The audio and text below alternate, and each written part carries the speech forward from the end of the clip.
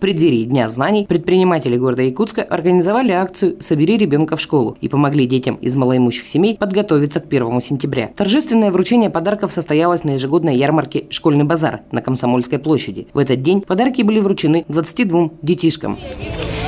Эта ярмарка у нас ежегодно проходит. Ярмарка «Школьный базар», она всегда долгожданная, радостная. Дети приходят с большими надеждами.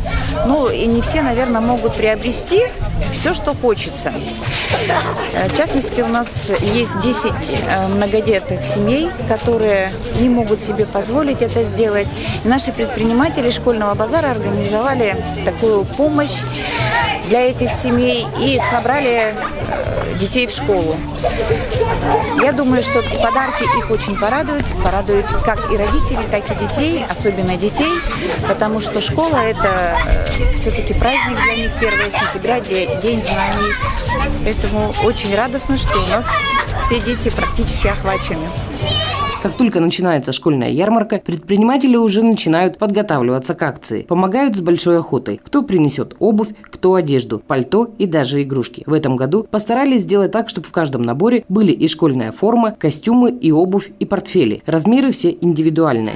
Ну, эта акция у нас проходит каждый год. Акция называется «Собери ребенка в школу». Значит, мы собираем детей. И по индивидуальным размерам нам предоставляют списки. Акция у нас проходит всегда очень, как говорится, доброжелательно по отношению к детям. Традиционная школьная ярмарка будет работать по 7 сентября, без выходных с 10 до 19 часов.